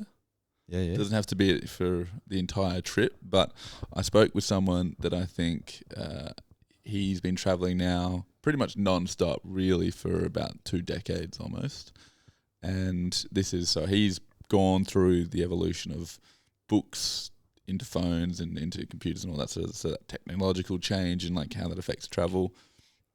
And he makes the point of never using maps. And because the reason why he does that is because it forces you to go up and ask people. So even simple things of like, where is a good restaurant to go and eat? How can I get to this place? All those questions that you have, granted, if you don't speak the language or if you can't people that speak the language, it's particularly tricky. But he finds that the serendipity is lost when you're able to get from A to B without ever having to talk to someone if you didn't want to. That's true. And so I try and tell people that now. I'm like, look, if you're going to go somewhere, don't have to do it the whole time, but even maybe just a few days here and there, or like if you're trying to get from one place to another, try and do it without using your phone as aid, so that you are forced into chatting with locals or whoever else around you. So you have those interactions and like you just don't know what comes of it as a result. Yeah, man. Challenge accepted. Hell yeah. Hell yeah. Means when you get back, we'll have to have a bit of an update as to how the trip went down and what's sort of going on as well. 100%. I think that'll be a good little come around as to where Sam's been in the world and maybe whether or not another trip's on the cards for you, because once you start doing it, it's usually hard to leave it at a couple places. Usually the next trip gets planned. I mean, I'm currently looking at, I'll be doing Greece mid-year probably for a month. Then I think I'm either going to go, the plan is to get to my brother in Sweden. Yeah. But the how is undecided. So I'm thinking I'm going to try and get there just purely from the land rather than by air. So however that journey sort of looks on the way up, that's what I'm like, oh, that sounds like a bit of an adventure. Yeah. Why not? Yeah, you land on the go, man. You figure out whatever comes and allows you to get there easier. Yeah. When the time comes. That's it. Maybe I could try and do that whole thing, no maps allowed. Oh, that would be... It's rough. Yeah, that would be rough. It's rough. I started doing that here in Perth. So if you tell me about a street name in Perth, I'm shocking. I don't know street names. Me too. I've lived here my whole life. Yeah. It's too many names. Well, I think there's a bit more on your side living here than it is for me. Yeah. I've been living here for 5 years. I get an excuse. No, maybe. Yeah, you do get an excuse. No, I don't get an excuse at all. But I try to not use maps anymore. I feel like I'm good getting around area. So if I know exactly where this area will be, so I realized that Wembley is close to Lake Munga and I know how to get to Lake Munga. And I was like, oh, fair enough. This is where Harry lives. Yeah, that's basically, I kind of approach it the same way. I know north, south, west, east for the most part, and I kind of know basically where an area is and I can just head in that direction. I'll be like, oh, this is recognizable. True, 100%. So do you use Google Maps when you go around? Yeah, I do. Non-stop. That is why I don't know street names at all, because I never have to remember anything. Oh, yeah. You know, I can if it's someone's house or something that I don't know, straight into Google Maps, put it in, and then I just follow the route. Don't think about it. If it happens to be something like I do like the challenge if I'm out somewhere, then I just make my way back home, like that one. If I'm not in a rush or something, I'll go and do that. But for the most part, that I think is a large reason why I don't know any street names. It's just bang, instant map, and then you just follow the route. Yes. And then you start thinking about other things, and all of a sudden you go, how did I get here? Oh, shit. Yeah. I was not paying attention. I didn't follow the maps. Damn it. Google was a bit slow. I missed my exit. Fuck. Hey, I'm going to be 50 minutes late. Sorry. Yeah, it's a little bit like that. Yeah, blame it on the maps. Yeah. I do love sometimes just disconnect and not use the maps and say challenge the brain, because it's that aspect of like, it's the puzzle. How are you going to get there? And so yesterday, for example, I recently got into like road bikes. Yeah, cool. So I got my own road bike off Facebook Marketplace for $250. It's a good bike, and I was like, man, I'm gonna buy this bike, and I just gave it a bit of TLC. My housemate also got another bike of those, but he's away in So is this a Colombia. motorbike or just a push bike? Oh, just a push bike. Yeah. So push bikes. And, gave it a bit of TLC and just learning as I go. Already cut my fingers, changing shit, and now I know. It's just like, okay, cool. And me and my mate, we went yesterday. He was pretty keen on, so this is not my housemate, this is another guy that I met playing volleyball. And I told him about, like, I ride bikes, and I said, hey, I've got a spare one if you want to have a ride sometime. So he came to my place yesterday, and then I was like, I'm not going to use my phone today. We're just going to go around. So from memory, it's like how to get to, I want to go to Lake Monga because it's a pretty good route, and just like circle around. And then we'll just did it by like figuring out where the ways and all the stuff. And we just go by the highway. And then after that, he was like, oh, bro, this is too easy. When you go on a road bike, it's so cruisy, man, because they're so quick. You stand on it and it just starts going by itself. Thin wheels, it just glides like. Yeah, man, it's just like running on ice kind of thing. Yeah. So they're so efficient. Like if you're gonna go a long ride, and it doesn't have to be strenuous rides at all. So we got to Lake Munga after like 40 minutes because we went pretty slow for him to get used to it. And he's like, bro, this is too easy. And he's like, okay, cool. So we'll go back to the city. We went to the city. We had lunch in the city. Then we strolled around. We went to Elizabeth Key, and then just drove around like all those bike tracks that they have near the river. Amazing views, man. And all of that was like without the phone. So we were in Elizabeth Key, and then I was like, all right, I think it's about time to get home, because we left at 12 and it was already like 4:30. I was like, oh man, I think it's about time. I'm getting hungry, and so on the way back I thought like I'm gonna use my phone. It's like, no. So when you go in the bike lanes and all that stuff around Elizabeth Key, they have signs and they tell you where is where. So figuring out the way back out into that stuff. So I did that yesterday. And it's great because I found some really good areas that I was like, oh shit, I didn't even know about these. And, what Google Maps does to you is like just a straight route and doesn't allow you to wander. Yeah. I totally agree with that sentiment. Once you're having to figure it out yourself, plus you're right, it really is a bit of a puzzle, and there's a lot of satisfaction that comes from. It's a simple thing, right? Finding your way back somewhere. There's signage, there's plenty of indications to really help guide your way there. But because you're actively having to do something to get you to that point, there is a lot more just satisfaction within it. And then you're right, it allows you the opportunity to wander, because maybe you go down a hidden alleyway that you're like, oh, can we get through here? Like, this is kind of cool. Maybe you come across like a little lake garden area that you've never seen beforehand. There's all those like moments to be like, yeah. And then again, you're really satisfied. It's something that you've discovered, come across, and now you like lock that away, and you've kind of got your own secret places that you don't feel maybe everyone knows about. So maybe I'll have to reintroduce less phone maps for getting around again. Yeah. The road bike's a good one, because I do like. It had been a long time since I've done like leisure bike rides. When I was a kid, that was how we got to and from school. We'd ride through with just our little dirt lane, huge thick tire dirt bikes that go so slow. But it was so much fun with your mates. You go up and down stairs, jumping over little things. Did you put the plastic cup at the back so it sounds like a motorbike? No, I never did that. No? Nah. Oh, man. No one showed me that, or we never figured that out. So if we had, that would have been, I can imagine that would have been like the coolest goddamn thing to do. Yeah, man. But no, we didn't figure that one out for whatever reason. But then it was probably 6-7 years ago, when I was living in a share house. My dad had not used his road bike for a decade, sort of thing. So I grabbed it so that I could go to and from uni. Again, just glides. It didn't have like all the gears in the world, but like it still got around just unbelievably quick compared to any bike that I'd used in the past.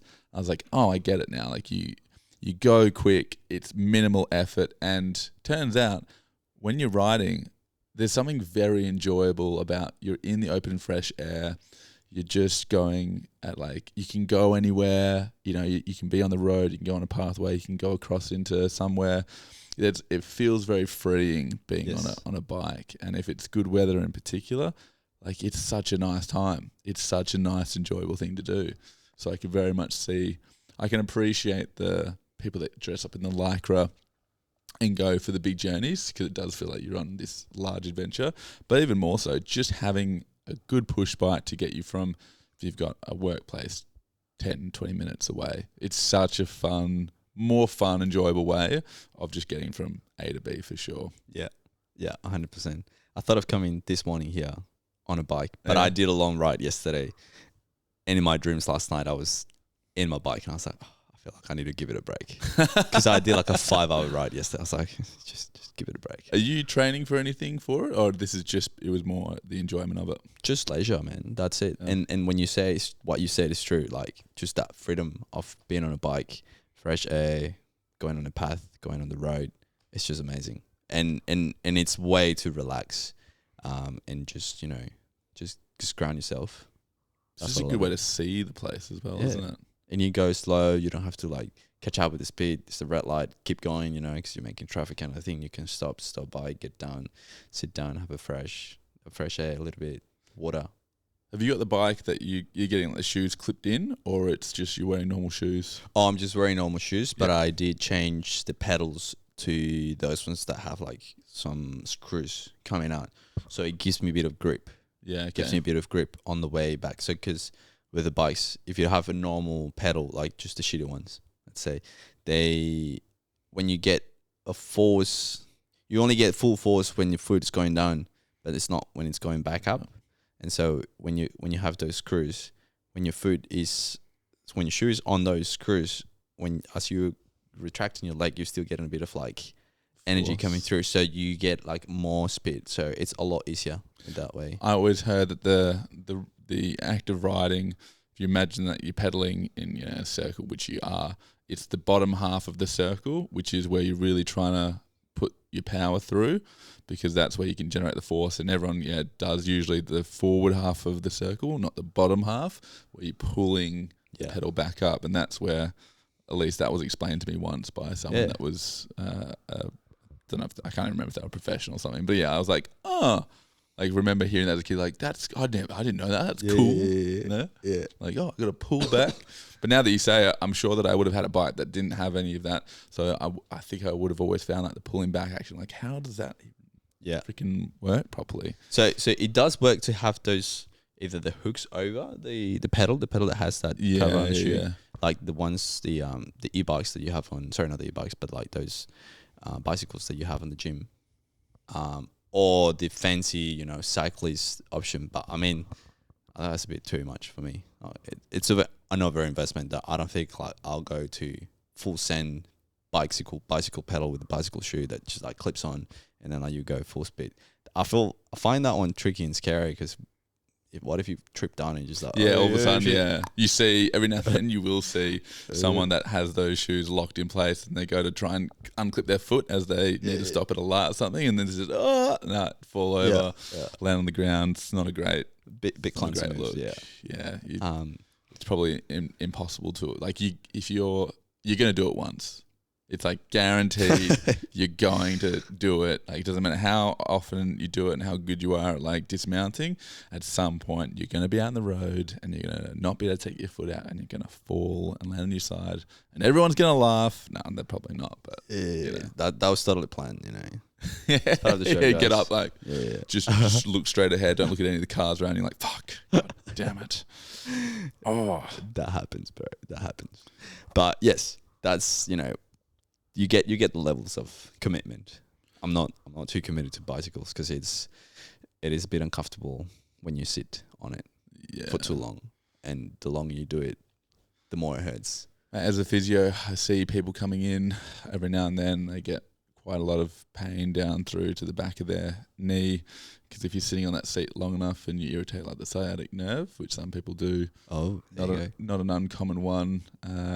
To see people that, particularly if you haven't done it much and you haven't like built up some level of, I guess, just the body adapting to you sitting down for long periods of time, you can definitely get some irritation coming through. But that's why everything just in moderation, you build it up until eventually you can just go for as long as you like.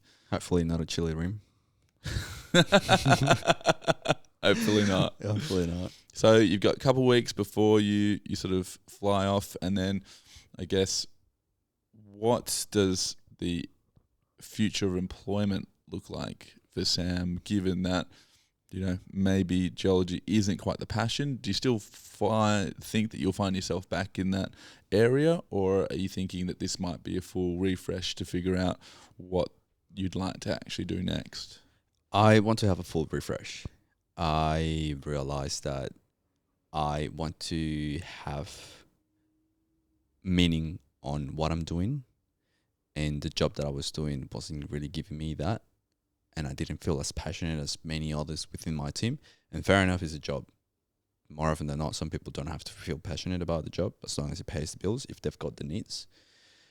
But at the time, I just wanted to try and see if I could do something else. So another thing that I have been really keen onto, but obviously due to the whole visa processes, I didn't have the time to. Is just I wanted to become a personal trainer, and so I've really enjoyed doing exercise, lifting weights, and just like conditioning your body, because it allows to a greater.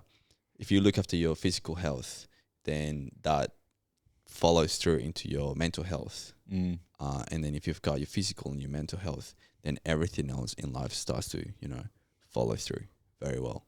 So if you don't look after your temple, which is your body and your mind, many other things in your life are actually going to struggle, because that's the core foundation of your life, which is your temple, your body and your mind.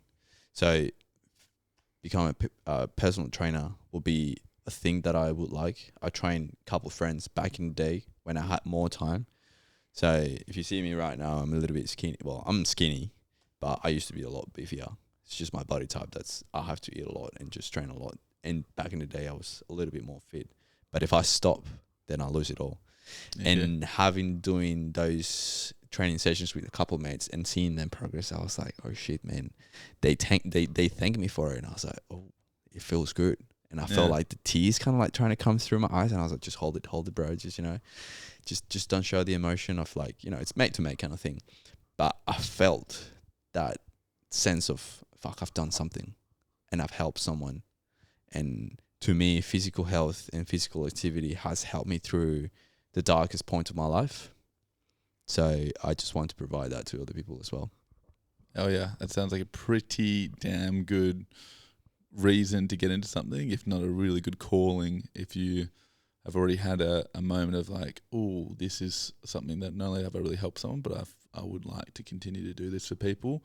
That's gangster. I'm big on everything on the health side, and I really do think the way to access your health is through just physical movement. You can be incredibly smart, you can know plenty of techniques from the mental side. I mean, if you're really big into meditation, I've seen that do crazy wonderful things. I know how powerful that is, but I still would value your just getting out into the world and doing physical things for your health has the best follow-on effect. And I think you're right in that. And so you kind of forget, we may be similar in that we may have largely always been active and always interested in our health. And so like anything that you spend a lot of your time in and thinking about, you do forget that to someone else that is a domain that they really have not spent any time thinking about, except for the fact that they may just want the outcome of being in that domain. Like everyone wants I wish I had the body for summer. I wish I could go to the beach and feel really confident in myself. But outside of that want, how much time is spent really thinking about or looking at or taking in information about how to do that, how to actually exercise, is a harder question than you would think if you've been doing it your whole life. But to someone that really is unfamiliar, the gym or just exercise in general, it is a scary thing, and you really do need that helping hand. And it's kind of funny that you forget that. 100%. And as I said, we are all a community, and doing things on our own is hard. So, asking for help, be it a friend or sometimes reaching out to a coach, it's also the best way. It's the quickest way to get there. Whether it costs you money, that money that you pay right now to achieve something like, a fitness training program, it's just going to, teach you so much in such a short period of time, rather than if you try to do it by yourself. 100%. Yeah. Cool, dude. Well, if in future you're going to be a personal trainer, because I think we'll start to wrap this one up. I think it's been really good. But if you are going to be a personal trainer in future for someone that may be listening to this and who's in Perth, WA, is there anywhere that they may be able to find or get in touch with you if this was something they'd be after, or a little bit too early? Is there, you don't have to put out anything to be get in contact with, but is there anything like that? I haven't actually worked in some of like personal trainer stuff, sussing out programs, but I do feel like I just do want to be a coach for people, just to like help them be the best version of themselves. So this is this like a case of social media kind of thing that you're talking about? Like yeah, like basically, I mean, we can do this at a later episode as well. If you do actually have something in the future, maybe you decide to go in a completely different direction, of course. But if someone's heard this and maybe they hear this in 3 months' time from when it comes out, and they're like, oh, like, I wonder if Sam's doing that, and can I somehow reach out to him? So yeah, maybe a social media thing. But if you prefer not, we can always save it for the later days. Yeah, no, that's fine. I mean, I'm happy to people to come and ask. So my social media, it's at. Oh, sorry, no, is this? Yeah. Is this how you go on Instagram? At? Yeah, oh, yeah. Just at Samuel Rangle. So that's RANGELS. So Samuel Rangle S in Instagram. And that's pretty much just my main Instagram account. But I've learned a lot over time that just allows me to give insight to people if they need to, because I'm happy to do so. Yeah, I wish I had someone that gave me that. So yeah, you never know. There might be some young Columbian lad that's just come over and moved into Perth. Hears a little bit about your story and was like, "Damn, that's also something that I've been wanting to get into." True. Man. Just never know. Well, look, is there anything else that you wanted to share? The classic Tim Ferriss one before we wrap up is, if you had the opportunity to throw something up on a billboard that could get out to millions of people, a message basically that you wanted to share. Is there anything else that you wanted to end with as we wrap up the end of this little pod? I'll say just, trust your mates, and if you need help, just ask for help. That's all what you can have. And they're going to be there for you when you ask for help. If they were asking for your help, they'll do it. You'll do it. Perfect. Appreciate it. Thank you, Sam. Good, man. We'll see you on the next one after your trip away. Sure thing. Cool, man. Appreciate it. Accepted. Thank you. Cheers, brother. Cheers, Manny. Good stuff.